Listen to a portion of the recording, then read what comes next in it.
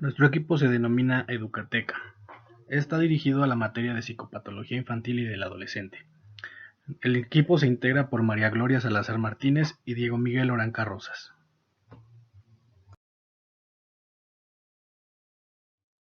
El psicoanálisis es una forma de tratamiento intensivo que basa en la observación de las personas, desconocen los factores que determinan sus emociones y comportamientos, ya que son esencialmente inconscientes.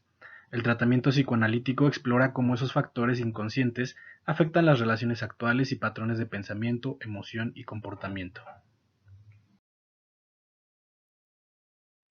Para el psicoanálisis, el origen del trastorno que sufrimos procede de la ansiedad infantil reprimida y de la secuencia progresiva de mecanismos defensivos y síntomas que surgieron para proteger a la persona contra la reaparición y repetición de estos sentimientos. En este sentido, la función del síntoma es mantener el equilibrio intrapsíquico. La tarea del psicoanálisis es traer la conciencia de estos restos del pasado para que puedan volver a ser valorados y ser asimilados adecuadamente. La terapia psicoanalítica tiene como meta descubrir aspectos inconscientes que subyacen a los problemas de modo que podamos vivir con mayor bienestar. El psicoanalista no agrega algo nuevo, permite encontrar una salida a las fuerzas emocionadas veladas que están en conflicto, pero el que le debe dirigir es el paciente mismo. El psicoanálisis es y sigue siendo el punto de impacto de un humanismo que se beneficia.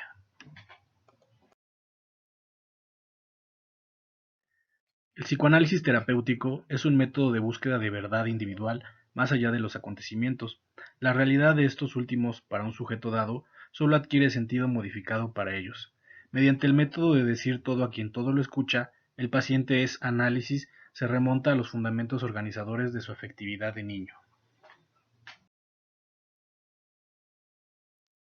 El niño es quien soporta inconscientemente el paso de las tensiones o interferencias de la dinámica emocional sexual inconsciente de sus padres, cuyo efecto de contaminación mórbida es tanto más intenso cuanto mayor es el silencio y el secreto que se guardan sobre ellas. Cuanto más jóvenes son los seres humanos, mayor es el riesgo en el que el peso de las inhibiciones dinámicas experimentadas directa o indirectamente a través de las tensiones y el ejemplo de los adultos mutila el libre juego de su vitalidad emocional y menores que son sus posibilidades de defender de forma creativa. Los trastornos muy graves del desarrollo psicomotor, mental o de la salud de los niños muy pequeños son la consecuencia de estas relaciones perturbadas en el mundo exterior, en un momento en el que el mundo del niño está reducido aún al mundo del adulto que lo alimenta.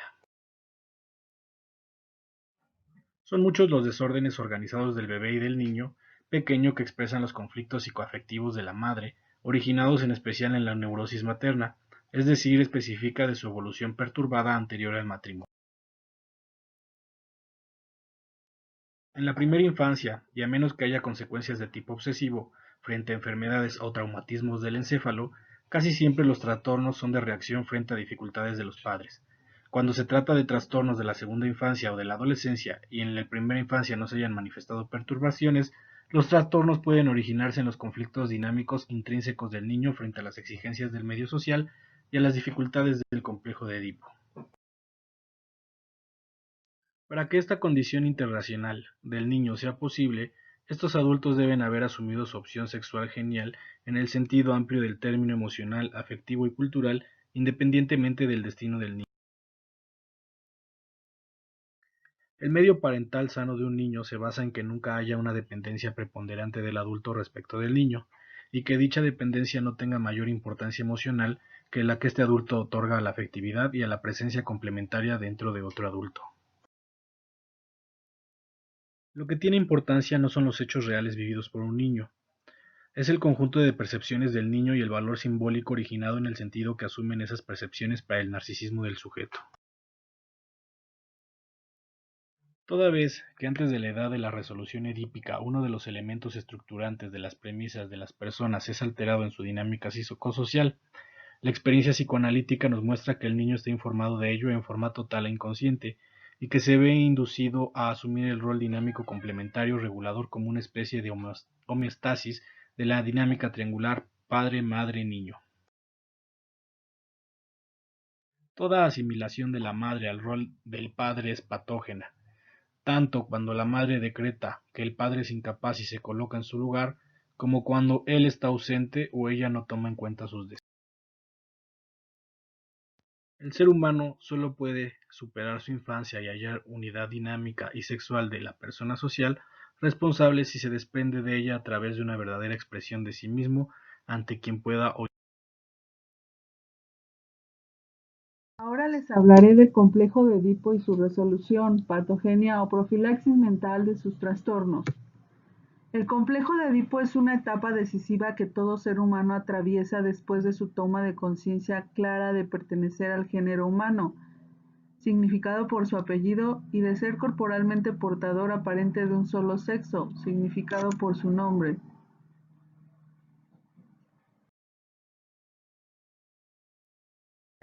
El complejo de Edipo, a veces también denominado conflicto edípico, se refiere a un conjunto complejo de emociones y sentimientos infantiles caracterizados por la presencia simultánea y ambivalente de deseos amorosos y hostiles hacia los progenitores.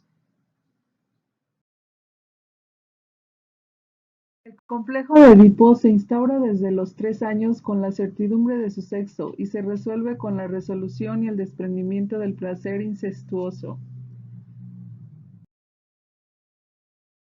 Cuando no se resuelve a los 7 años los conflictos edípicos, se reactivan con el desarrollo fisiológico de la pubertad y dan lugar a la culpabilidad y la vergüenza frente a la aparición de los caracteres secundarios visibles. El Edipo resurge con intensidad y conmueve el frágil equilibrio conservado desde la edad de 7 años.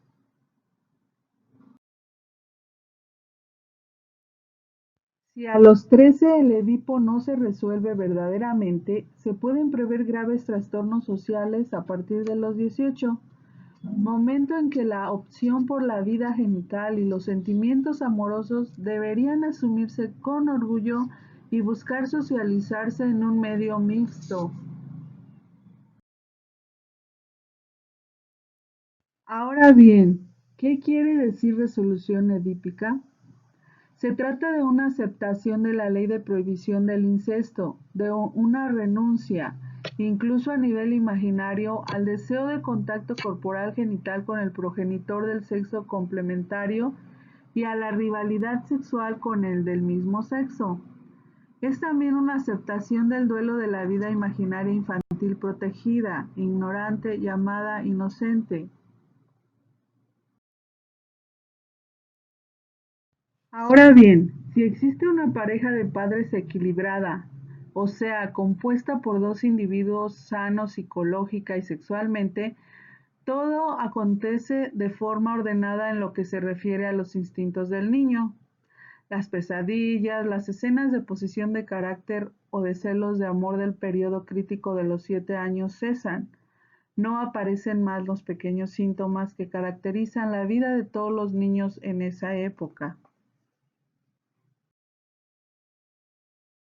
El niño comienza a despreocuparse por su vida íntima, se vuelve mucho más sensible a las condiciones sociales, se ocupa más en observar a sus padres en su vida social, con sus relaciones y transfiere a su conducta con sus mejores camaradas el estilo de compañerismo de sus padres con sus amigos. También se interesa en la vida de los niños de su edad, en su escolaridad, en sus ocupaciones personales.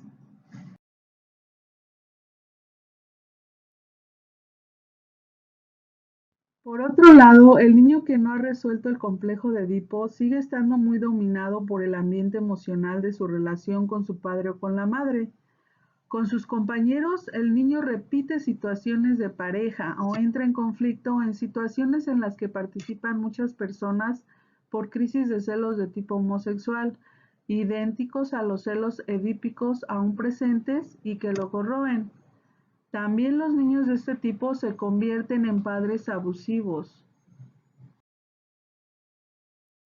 en donde la psicoterapia psicoanalítica o un psicoanálisis permiten que el sujeto resuelva su Edipo. Los descubrimientos clínicos psicoanalíticos imponen la comprensión dinámica de los trastornos de los niños mediante el análisis de las dificultades en cadena que, En la estructuración edípica no se remonta a las carencias de los padres, sino a la de los abuelos y en algunos casos a la de los bisabuelos.